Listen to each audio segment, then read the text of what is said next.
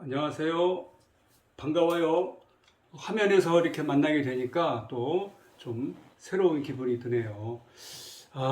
오늘이 2023년 5월 28일 일요일입니다. 일요일 비가 오고 있죠. 자, 몇 가지 여러분들 공지사항 다시 한번 주제합니다.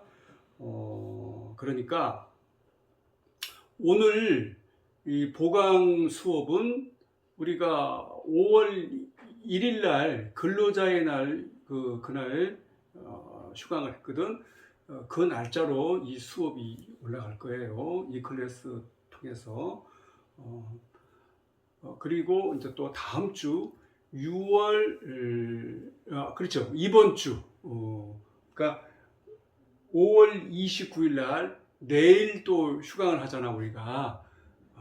그 수업은 그러니까 5월 29일 그렇죠. 어제 내일 날짜로 또 그 수업이 다음 주 그러니까 다음 주에 업로드해서 올라갈 거니까 여러분들 그 착오 없이 수강 기간은 한 일주일 정도 될 거야. 그러니까 일주일 내에 출석하면 되는 거야. 그러니까 일주일 내에 뭐 어디서든 편하게 틀어놓고 그죠? 수업을 들으면 돼. 근데 열심히 바른 자세로 그렇게 하는 거는 여러분의 자유 의사일 수밖에 없겠지 뭐. 그죠? 내가 늘 얘기하지만은 반드시 PPT 출력해서 책상에 앉아서 마치 그 강의실에 있는 것처럼 그런 자세로 열심히 또 노트, PPT 정리하고 또 노트 정리하고 또 그걸 근거로 해서 과제물 그렇게 요약 정리하는 성실한 사람이 결국 성공한다고 했습니다. 그죠? 예. 자, 그리고 그 6월 며칠 날이지? 6월 12일은 그날 종강 수업이 되겠다 그런 얘기거든요. 그래서 6월 5일 날 또 휴강을 하잖아 우리가. 그죠? 그 수업은 6월 12일 날 대면으로 그렇게 보강주니까 원래 그날이 그렇게 수업을 진행할 거니까 착오 없이 6월 12일은 학교에 착실하게 나와야 돼. 예. 그날 이번 학기 기말고사 문제를 공개를 하도록 하겠다 그런 얘기입니다. 자, 그리고 발표죠. 지금 3개조가 발표조가 남았단 말이야. 그죠? 그래서 지난 월요일 날 내가 얘기다 했죠. 그죠? 그 발표조들은 그렇게 성실하게 PPT에 기반을 해서 그렇게 준비하면 돼요. 시간이 짧은 관계로 한 10분 정도 이렇게 준비해도 됩니다. 그렇게 해서 한 30분 여러분 발표를 듣고 평가를 하고 그 다음에 종강 수업을 진행하도록 하겠다 그런 얘기입니다. 그래서 자 이번 시간에는 서양 근대 철학과 윤리에 대해서 베이컨과 데카르트를 중심으로 공부를 할 거고요. 그리고 다음 주는 다음 주에 또 올라가는 영상은 그 공리주의, 그러니까 결과론적 윤리주의와 그다음에 의무론적 윤리론의 칸트의 핵심 철학과 윤리에 대해서 공부할 거고, 그리고 6월 12일 종강 수업 때는 장자와 니체의 핵심 철학과 윤리에 대해서 공부를 하고 이번 학기 정리를 할 예정입니다. 자, 이 정도 하고 자 그러면은 본격적으로 이번 주 수업에 들어가기 전에 역시 우리는 꼭 복습을 했어요. 그죠? 자, 우리 지난 시간에 서양 중세 시대의 핵심 철학과 윤리, 그래서 전반기에는 교부 철학, 후반기에는 스콜라 철학에 대해서 공부했다. 그런 얘기입니다. 우리가 흔히 서양 중세 시대를 캄캄한 암흑의 시대라고 부르는데 왜 암흑의 시대라고 그런다? 첫째는 철저하게 지식이 통제되었다. 그런 얘기입니다. 그래서 미셀 푸코 얘기도 했죠. 미셀 푸코가 이런 얘기 한다고 그래서 지식을 통제하면 권력이 나온다. 그런 얘기입니다. 그래서 중세시대 그것이 신학적인 지식이 됐던 또 어떤 철학적인 지식이 됐던 간에 모든 지식은 누가 독점을 했다? 신을 대리하는 사제들이 지식을 독점했다. 그죠? 그런 의미에서 중세는 캄캄한 암흑의 시대였다. 왜? 그렇기 때문에 인간의 이성은 인간의 소유가 아니라고 그랬어요. 누구의 소유? 당연히 신의 소유야. 그렇기 때문에 옳고 그름을 판단하는 문제는 누가 해? 우리 인간이 아니지. 누가 한다고? 신이 하는 거라고 그랬어. 감히 인간이 안 되지. 인간이 뭐 이성을 얘기하고 신을 존재를 이성적으로 증명하고 이러면 어떻게 된다고 그랬어? 산채로 장작더미에 올라간다 그랬죠. 그죠? 아무튼 옳고 그름을 판단하는 문제는 누가 해? 신이. 근데 신은 실제적으로 눈에 안 보이잖아. 신은 분명히 있긴 있어. 있는 거야. 객관에 대한 실체야. 그렇지만은 신을 대리해서 누가 한다고? 사제가 했다. 그런 얘기입니다. 그런 의미에서 지식이 통제되고 그리고 또 이 신분 구조의 질서가 너무나 탄탄해. 토지를 매개로 해서 왕이 있고 영주가 있고 기사가 있고 일반 농민이 있고 또 노예가 있고 이러한 그 계급적 질서가 이 봉건적 질서가 천년이나 갔다는 거. 아무도 거기에 대해서 반론을 제시하지 않았던 그러한 좀 어떻게 보면은 좀 기묘하기까지도 해. 그죠? 그런 의미에서 중세는 캄캄한 암흑의 시대였다. 그러나 이 캄캄한 중세 밤하늘을 밝히는 두 개의 샛별이 있었다. 그런 얘기입니다. 누구? 바로 교부 철학의 대표 선수인 아우구스티누스, 또 스콜라 철학의 대표 선수인 토마스 아퀴나스.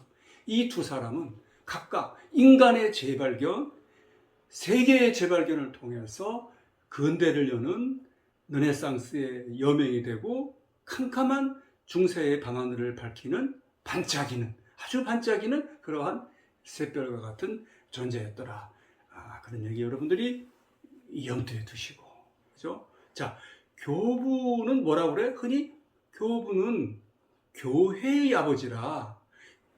스콜라란 말은 신학원 교수란 뜻이라고 그랬습니다. 아무튼 아우구스티누스와 같은 이 교부들은 대체로 아직까지 어떤 기독교적인 그러한 체계가, 지식 체계가, 철학 체계가 확립이 안 된 그런 때였거든요. 그렇기 때문에 어떠한 그 교리를 정리하고 체계화하는데 공헌을 한 사람들이 교부더라. 그거 기억해 두시고, 그리고 아우구스티누스는 플라톤 철학을 원형했다는 거. 기억나죠? 플라톤 철학의 핵심이 뭡니까? 이원론적인 세계관, 이데아계와 현상계. 그래서 플라톤의 이데아는 아우구스티누스에 의해서 신의 세계가 되었다. 그런 얘기. 그리고 또 아우구스티누스 신의 존재라는 것은 증명할 존재가 아니야. 이런 얘기 했잖아. 믿기 위해서 이해하려고 하지 말고 이해하기 위해서 믿어라. 신의 존재는 실존을 통해서 만나야 될 인격적인 존재다. 그런 얘기입니다. 그 다음에 인간이 완벽한 행복에 이르기 위해서는 어떻게 된다고 그랬어? 어떻게 된다고 그랬어요? 플라톤의 사주덕을 더해서 믿음과 소망과 사랑, 종교적인 덕이 함께 된다. 이걸 칠주덕이라고 그랬어. 그리고 아우구스티누스의 원죄설, 구원설, 조명설 기억해 주시고, 자, 토마스 아퀴나스 스콜라 철학의 기수라고 그랬습니다. 이때는 뭐예요? 이제는 신이 도전을 받습니다. 왜? 점점 교회의 권위, 사제의 권위는 추락해. 자기 스스로가 또 그렇게 많이 했잖아. 그죠? 뭐 면죄부를 팔아먹는다든지. 그죠? 마음에 안 들면은 마녀로 이렇게 사냥을 해서 너무나 끔찍한 그러한 살인을 저질러, 이 사람들이. 말로는 사랑을 얘기하고 평화를 얘기하면서. 그죠? 이들의 죄는 하늘을 찌르고도 남아. 이 사제들의 그 당시 중세시대의 이 사제들은 왜 교회의 권위가 추락하는 이 시대에 이교도들에 의해서 신은 도전받기 시작한다, 그런 얘기입니다. 야, 너희들 진짜 신이 있긴 있는 거야? 그럼 너희들이 왜 전쟁에 이기지를 못해? 뭐 이런 식으로. 이제 아퀴누스가 아니라 토마스 아퀴나스에게 주어진 절체절명의 과제는 뭐다? 자기가 믿는 신을 증명해야 된다. 그런데 무조건 가지고는 이제는 안 돼. 인간의 이성이 필요해. 예, 인간의 이성. 그래서 신앙과 이성의 조화, 신학과 철학의 조화, 인간과 자연의 조화. 그래서 토마스 아퀴나스 조화의 철학자다, 이런 얘기. 겸손을 잃은 이성 또한 광기로 흐르지만은 이성을 잃은 신앙은 또한 광기로 흐를 수 있다, 그런 얘기입니다. 그렇기 때문에 인간 이성의 도움을 받아서 우리 신학은 좀 더 확실하게 체계화될 수 있고, 기독교 신앙은 좀 더 확실한 어떤 그러한 그 믿음을 가질 수 있다. 다만 그렇다고 해서 신앙과 이성이 대등한 관계는 절대 아니라는 겁니다. 아직까지 이성이라는 것은, 인간의 이성이라는 것은 신학의 신여, 신앙의 신여에 불과한 거야. 그 점 명심하고. 자, 토마스 아퀴나스는 누구의 철학을 원형했다? 아리스토텔레스의 철학을 원형했다, 그런 얘기. 특히 아리스토텔레스 철학의 논리학을 원형을 해서 토마스 아퀴나스는 신을 존재 증명을 할 수 있었다, 그런 얘기. 그래서 아베로이스 얘기도 했어, 그죠? 아베로이스는 스페인 출신의 이슬람 교도이자 이슬람 교도의 성직자이기도 하고 철학자이기도 한데, 이 사람이, 그러니까 토마스 아퀴나스보다 100년 전 사람이라고 그랬어. 이 사람이 완전히 서양에서는 아리스토텔레스의 학문 체계는 완전히 사라지고 없었던 그 시기에 아리스토텔레스의 학문 체계를 다시 히라보와 라틴어로 번역해서 다시 서구에 전해주게 되었다. 그러한 인연으로 해서 토마스 아퀴나스가 그 스승인 알베르투스를 통해서 아리스토텔레스의 학문 체계를 다시 접할 수 있게 되었다, 그런 얘기. 여러분들이 했고, 자, 다시 자, 인간이 완벽한 행복에 이르기 위해서는 역시 마찬가지, 그죠? 어떤 자연적인 덕, 지성적인 덕과 품성적인 덕만 가지고는 완벽하지가 않아. 뭐가 더 있어야 돼? 역시 종교적인 덕이 함께 해야 된다. 그래서 믿음과 소망과 사랑, 그래서 자연적인 덕 플러스 종교적인 덕이 함께 해야 인간은 비로소 완벽한 그러한 행복에 이를 수 있다.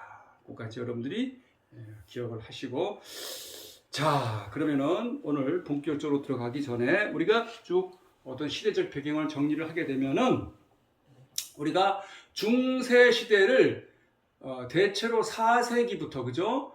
14세기까지 이거 딱 떨어지는 건 아니야. 뭐 그렇게, 이거 대체로 그렇다는 거지. 어떻게 그렇게 칼로 무자르듯이 시대를 구분할 수 있는 건 아니란 말이야. 우리 역사에 있어서, 그죠? 인류 역사에 있어서 그렇기 때문에 대체로 그렇다는 거야. 4세기부터 14세기 정도까지. 5세기, 그치? 5세기 정도부터, 그치?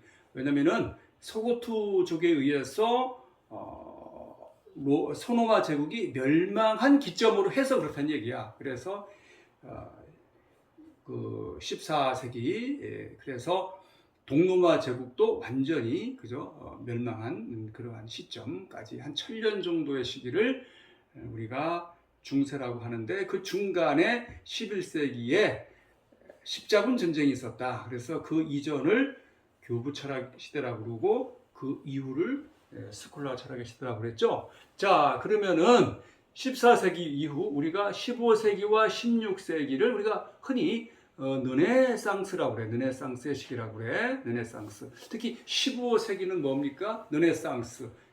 르네상스. 이가 붙잖아. 그죠? 이건 뭐 다시 뭐 이러는 게잖아. 그죠? 그 다시 돌아가자는 거야. 어디로? 고대 그리스의 학문과 예술로. 그래서 문의 부흥이라고 그러잖아. 그죠? 르네상스. 그 다음에 16세기는 리포메이션. 또 이가 붙잖아. 판을 새로 짜자 이거예요. 폼을 새로 짜자. 어떤 종교적인 어떤 그러한 면에서 기독교가 313년 밀라노 칙령에 의해서 콘스탄티누스 대제에 의해서 공인을 받기 이전에 건강했던 그러한 기독교 정신으로 다시 돌아가자. 그런 의미에서 종교 개혁이야. 리포메이션. 자, 그다음에 우리가 흔히 이제 17세기부터 17세기, 18세기, 19세기를 우리가 비로소 이제 근대라고 한다 그런 얘기입니다. 그래서 17세기는 뭐예요? 당연히 이제 과학혁명, 그죠? 과학혁명을 통해서 합리화, 합리주의의 어떠한 그러한 학문적 전통이 확립하게 되었다. 그리고 18세기, 그죠? 17, 18. 18세기는 이제 우리가 흔히 알고는 대표적으로 뭐 프랑스 혁명, 그죠? 뭐 그래서 시민혁명을 통해서 우리 인류는 민주화를 이루게 되었다. 그런 얘기. 그리고 19세기에 들어가서는 뭐 당연히 이제 산업화, 그죠? 산업혁명을 통해서 우리는 본격적으로 산업화의 시기로 그렇게 이제 들어가게 되었다. 이게 이제 우리가 근대를 시작하기 전에 여러분들이 알아야 될 그러한 시대적 배경이라고 이렇게 생각하면 되겠다. 그런 얘기입니다. 자, 그러면 우리가 그 전에 또 본격적으로 자, 서양 우리가 근대가 활짝 뭐 그냥 뭐 칼로 자르듯이 그렇게 생겨난 게 아니라고 그랬습니다. 그럼 뭔가 어떠한 조짐이 있고 계기가 있는 거야. 계기. 그런 의미에서 서양을 열었던 근대를 여는 세 가지 물건과 세 가지 사건이 있어. 세 가지 물건과 세 가지 사건이 있어. 여러분이 적어야 돼. 자, 근대를 여는데 결정적인 어떠한 역할을 한 우리 세 가지 우리 인류의 위대한 물건, 발견일 수 있고 발명일 수 있고 어떤 발명품, 위대한 발견 세 가지 물건이 있어. 그게 뭐냐면은 나침반, 그죠? 나침반. 여러분, 나침반을 있음으로써 우리 인류의 항해 기술은 그야말로 진짜 눈부신 발전을 했다 그런 얘기입니다.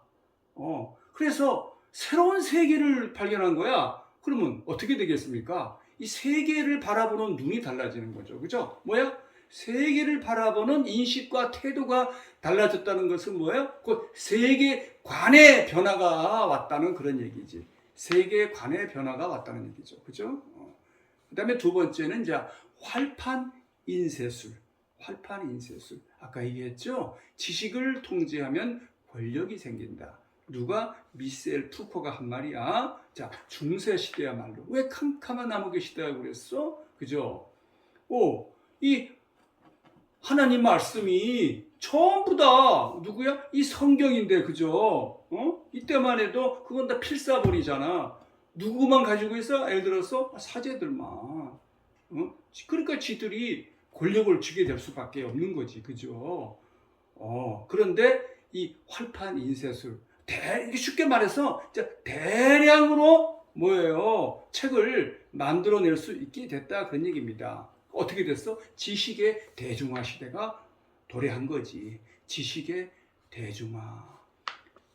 이게 있었기 때문에 종교 개혁이 가능한 거야. 그죠? 성서주의 뭡니까? 아니, 책에 쓰여 있잖아. 예수님 말씀, 하나님 말씀.